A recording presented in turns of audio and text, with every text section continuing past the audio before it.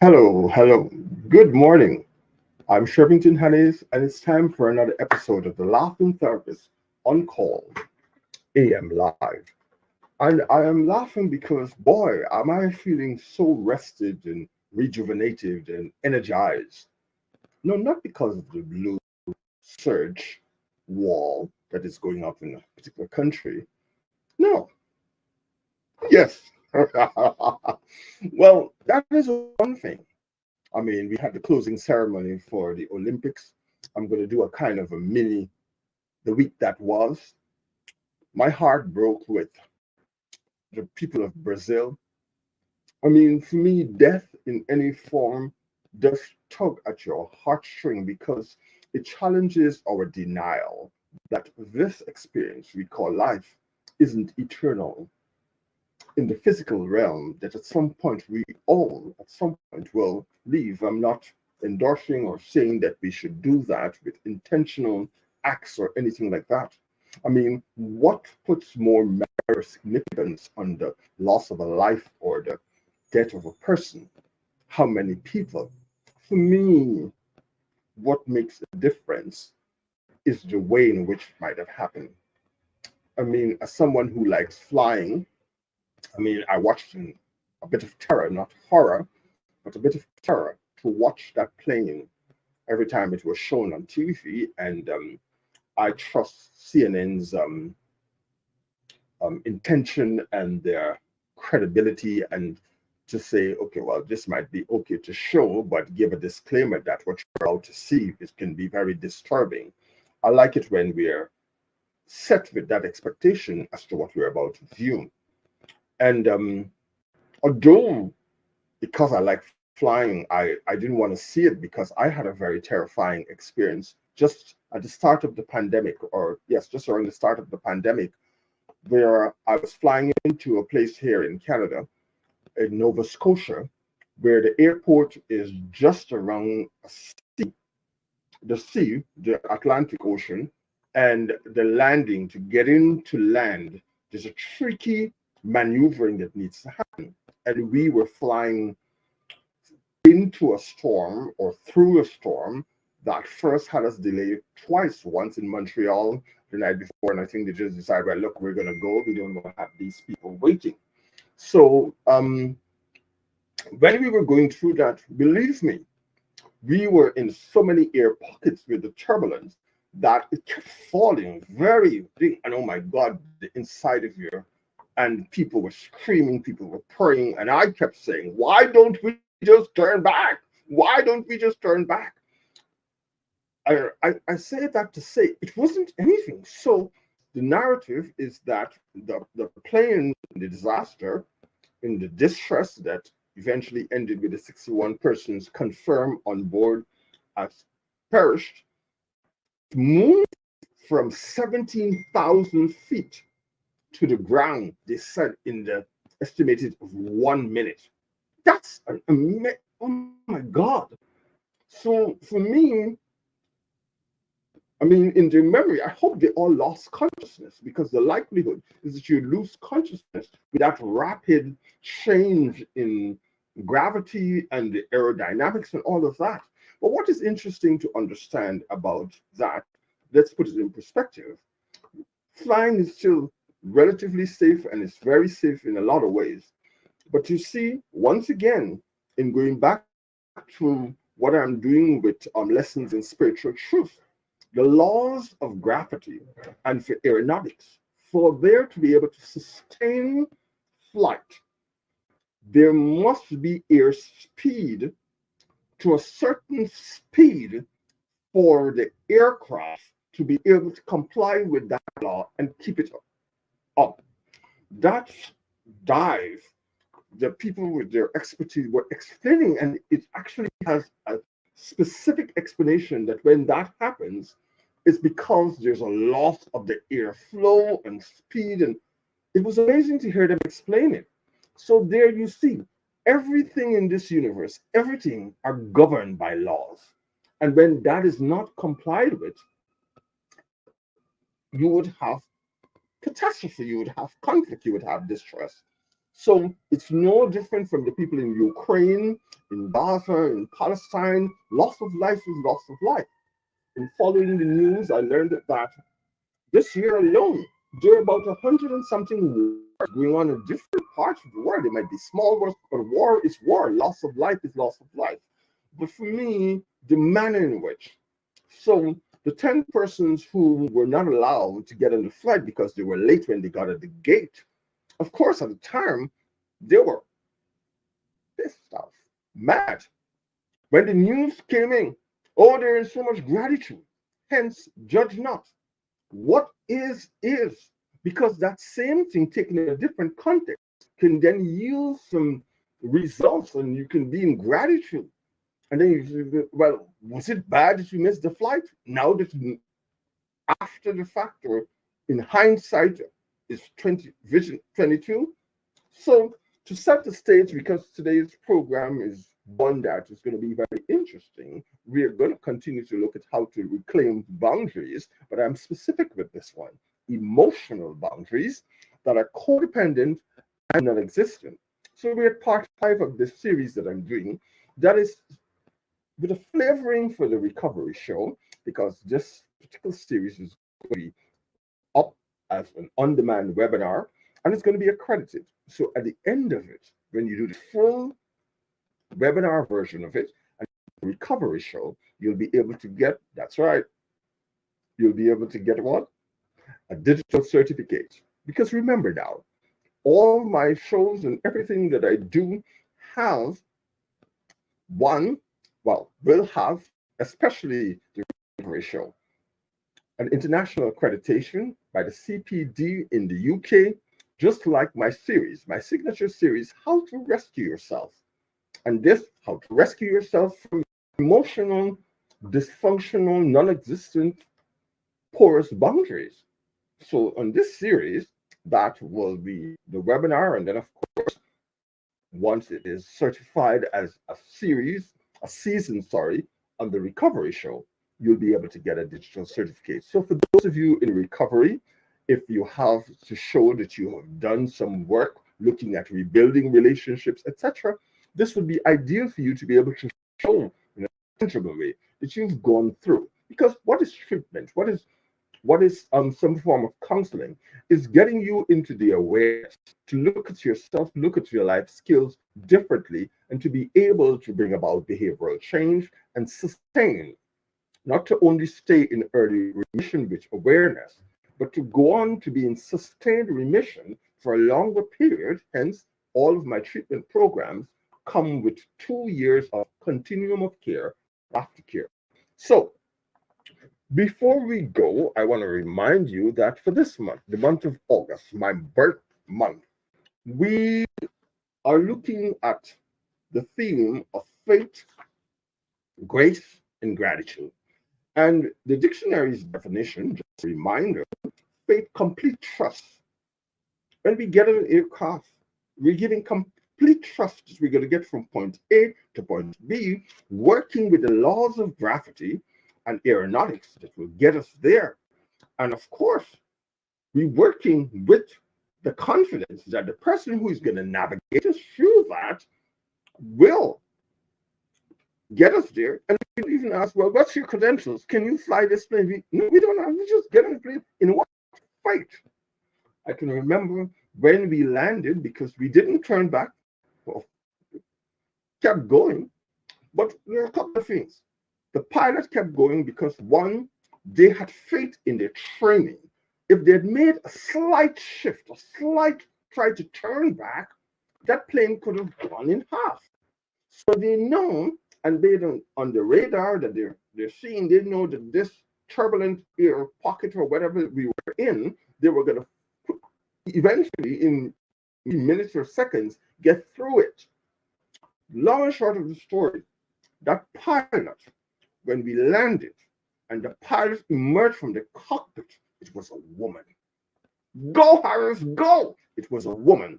Like the Latino organization that just endorsed the Harris ticket said, yes, women placed as the opposition the Republicans were saying the woman's in the House. But he said that's right. The woman place is in the White House, so that's why she deserves to be go there. And after 100 years of existence, we will endorse her because if the woman's place is in the House, she deserves to be in the White House. I thought that was so slick, so classy to take the same thing, and that's why there is the blue surge. They're taking everything thrown at them and they're throwing it back. Blue surge. Anyways, no, I visit that place. I don't want to be on the opposite side of anyone, so I want to remain there. But let's go. Boundaries.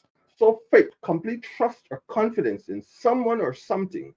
This, for example, this restores one faith in politicians. That is the example here from the dictionary. I didn't make that one up. Similes for faith, trust, belief, confidence, conviction, credence, reliance, dependence, optimism, hopefulness, hope, and expectation. Any of those words can be used. When we're using them, we're actually talking about the essence of what is faith. Complete trust. Complete trust. So when people go around talking about, okay, so what is your credentials so you can counsel a person? All that I can do here, I can't crash you. I might bruise you. I might bruise your ego. You don't go asking what is the pilot's credential. You have complete faith that you will go from point A to point B. But yet, when you what's the person's credential or whatever, get up for yourself. Strong belief in God or in the doctrines of a religion based on spiritual apprehension rather than proof. Religion, church, sect, denomination, persuasion, religious persuasion, religious belief, code of belief, ideology, all talking about faith. Grace, as we said, an unmerited divine assistance given to humans for their regeneration or sanctification. And of course, gratitude is the appreciating the benefits you have received. What does that have to do with boundaries? It is based on that complete faith or belief in that we can establish strong boundaries, especially those that are intellectual, emotional, spiritual, psychological, cognitive. Those boundaries are being established in faith. So, emotional boundaries are damaged in families with 5 specific areas. And today I want to address that, and then I want to show how you can repair them. I want to explore and give steps and hints how it can be repaired. The first one is, sorry, I said 5, it's 4 areas actually. We have role reversal, especially in childhood. Role, R-O-L-E, role reversal, especially in dysfunctional families, and sometimes often, if not managed well, if not looked at carefully, in single parent family. We can have role rehearsal, or where there is alcoholism, where there is mental health related illnesses, role reversal happens a lot with children and their parents. Emotional incest. Emotional incest. What is emotional incest? You will learn very soon what is emotional incest, and you would see how a lot of times when there isn't a partner for especially single parents, male or female, where the needs, the emotional needs of the parent is quote unquote vicariously being met by the child. The expectation is that that child would be a surrogate for that intimate partner that the parent would have gotten. That's why it's called incest, emotional incest. And there are lots of parents, unconsciously or without the knowledge or the awareness, have a big case of that. And when there's clear dysfunction or codependency in a child and parent relationship, is because of one of those things, especially role reversal, emotional incest, and then in parent children relationship where there's a lack of clear emotional boundaries, where the parent isn't quote unquote prepared, isn't experienced in parenting, there's usually a lot of shaming and humiliation. Shame and humiliation. And then the last one, the one that I'm very familiar with and that a lot of times I have to address with adult children of dysfunctional family settings, enmeshment, where emotional blackmail is usually very prevalent. And what is emotional blackmail? When you're in a relationship and anything that is done by another to make the other be in compliance with the relationship, that is emotional blackmail. Yes, do you want me to repeat it? Emotional blackmail. Anything that is done by one person to make another person be compliant. Nothing about no love. No, I'm not against love. But I don't want you to love me if you first don't respect me. Respect me enough, and you're going to shower me with the essence of what you define love as. And it doesn't mean that you have to do it even based on my love language. And that's why oftentimes we have dysfunctional relationships or interpersonal gender-based violence because oftentimes emotional boundaries are non-existent, enmeshed, or being constantly violated or is porous. But I was watching CNN yesterday and it confirmed that apparently I got a little knowledge about what it is I do. I really got some competence. I'm watching CNN and then you had super conversations. Super conversations? What are they talking about? The author of a new book called Super Conversations. I endorse it. I tell you, go out and get it. No, it's not an election campaign, but I'm endorsing it. Go and get it. Why you should go and get it? It speaks to what I was sharing earlier with this whole emotional boundary stuff in a conversation that I had with someone that I hold dear last Tuesday. I do know my stuff. And I'm proud of me. What an accomplishment. Wow. Anyways, moving on. That was a moment. Yes, super conversation, which talks about clear boundaries. When you're in conversation with another, you have to understand what type of conversation you're having. And he puts forward very nicely that there are three types of conversations, super conversations. There's practical conversation, there's emotional conversations, and there's social conversations. He puts forward very nicely that the reason why we have conflict and things getting lost in translation in conversation and relating is because oftentimes we're speaking different types of conversation in a conversation, and thus we have conflict, we have things coming up, things getting lost, and there's confusion, conflict, and potential violence. So we have practical conversations where you're looking for facts, you're looking for something to confirm something in a practical way. Wow, makes sense. But oftentimes, one person may be having a practical conversation when the other person is having an emotional conversation. What is an emotional conversation? An emotional conversation is where you're looking to get some support emotionally. And you may not want practical or shut down, or you don't even want the other person probably to say anything. You just want to figuratively be able to cry emotionally on the person's figurative shoulder. Emotional. Social is what we do a lot of times with our friends. I like to say is when we come to either entertain or be entertained. That kind of conversation. Social has nothing. What if you're trying to have an emotional conversation with someone who's being all social, dismissive of what you're feeling and all of that? Hence conflict, hence people. You gotta know.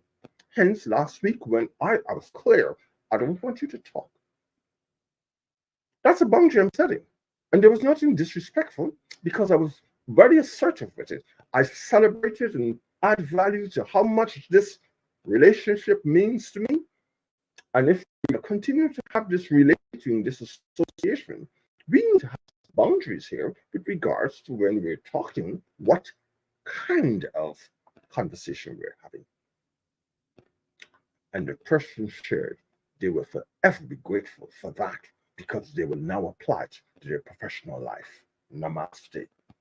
My intention was authentic, it was coming from a place of love and respect. More than love, more respect. And in so demonstrating respect, it expressed and it had the experience of quote unquote love and appreciation. So don't talk to me about love. You can keep your love if you don't have an element of respect for me. That said, let's look at role reversal. Role reversal with regards to emotional boundaries that are damaged in families is when parents do not function as adults and the children become responsible for meeting their parents' needs, emotional needs, all their needs. Oh God, am I coming from a family where that was the order of the day? And I say it with no apologies. Yes, it was the order of the day, oh my heavens. Hence, I grew up being so needy and wanting to please everyone because that's what I conditioned. Inferiority complex, shame, oh my God, and so much guilt and anger. Oops, did I say yes? So I am an authority to talk about this because I have to heal myself of that. And I'm so grateful for this awareness and understanding. That doesn't make me superior because for years I lived trying to please everything and anyone and becoming a doormat. Yes, oftentimes people who don't have clear emotional boundaries become doormats. Oh, it is so sad and pathetic. And I'm not saying those people did what they could have, but that's no excuse that they send children, adults out into the world with no clear life skills to navigate and protect themselves and others, especially their offsprings. And that if there's anything like a generational curse, that is one. Because then generations after generations will move on to do the same thing because that's what they know. You cannot give to another that which you do not know. Put another, you cannot have money, but go into your pocket or your pocketbook and come out with money. You will only come up with money if there was initially money there. So when you go into your wallet or your pocket or your pocketbook, there is money. You cannot give love if you don't have the essence of what love is: respect for others, respect for boundaries. In alcoholic families, for example, dysfunctional families, and toxic environments, it is common to see the childification. I love this terminology. The childification of parents and the purification of children. What does this mean? The parent's neediness is met by the child, and the child's needs are ignored. Bingo. Bingo. Oh, don't worry. I'm going to take as much time every morning for this week to get through just this on emotional boundaries. It is that important. Yes. You childification and purification, where one party, the parent, is somehow getting their needs met, and the needs of the child, the most vulnerable of this little association, gets ignored. When this happens, children learn quite early to accommodate needy parents, and so they go on to accommodate needy partners and then create the same in their offspring.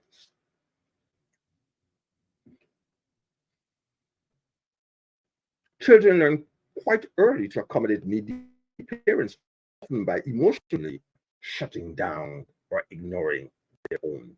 And so it's almost as if it doesn't exist. Yes, realizing that their parents cannot tolerate anger sadness, anger, a natural response to stress, anger, frustration, some element of getting engaged, engage with that which threatens anger or pain. They learn to ignore and deny those feelings. According to Alison Miller, author of the drama of the gifted child, Alison Miller, expressing these emotions means risking mom's love or making dad sick or angry. Distortions about reality. You can't make your mom sick. That is a fairy tale concept about life. You don't have that power. Mom makes herself sick because mom has you run belief as to what is the reality, telling you that it's because of you why you didn't go to school. No, you made a choice based on the resources you had available. So it was a choice. It has nothing to do with why you quote unquote you did it for who. You did it. It was a choice. Hard to consider, but it's true. Don't go putting that back on the child. Expressing these emotions means risking mom's love or making dad sick. The emotions become enemy. Oh, heavens. Yes, your emotions become afraid of them. It's not like, for example, people, oh, anger. Don't get angry. So now when you have anger, you were told not to be angry. No, it's how you process and express anger that can be inappropriate. But acknowledging that you are angry, a natural stress response, anger in and of itself is not the problem. With anger management is the expression and the processing of that anger inappropriately is the problem. And that's what you go in counseling to get. How to process and express anger. Anger in and of itself is not the problem. Children raised with reverse roles act like little adults. They often enter adulthood emotionally deformed, believing that their feelings are dangerous and that their emotions will harm them or others around them. We're going to stop here for today. No, I think I can get it in. We've got just about 2 minutes. I'm going to do a little bit of speed reading. And remember now, I'm using Hazel Dunn's brilliant book on boundaries for codependence. Hazel Dunn. All right.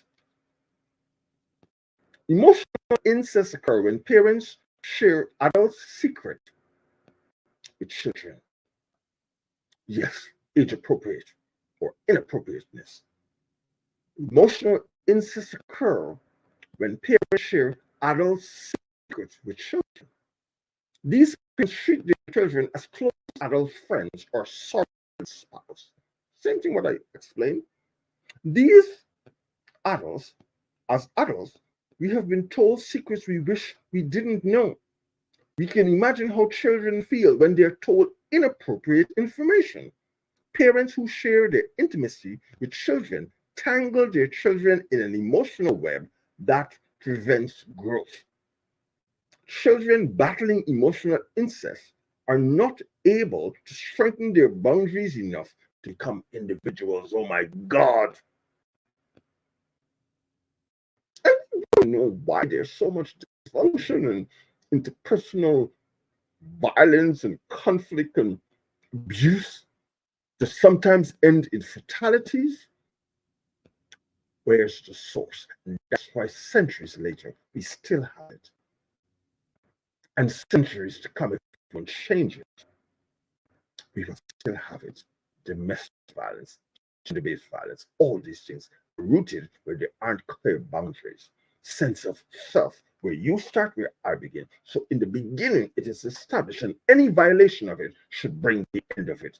Wouldn't escalate to learned helplessness and feeling entrapped to that which you think you cannot live without. I'm going to continue this tomorrow. It is that good. We got to take it slow, and we're coming out in 30 minutes. I'm Shirvington Hannays, and this was the Laughing Therapist, who wasn't laughing this morning because I'm very, very passionate about this. So this was Laughing Therapist on call, AM live. I'm Shirvington Hannays. You can get more information at www.thelaughingtherapist.ca or www.smahoo, SMAHOO, change.clinic. Bye for now.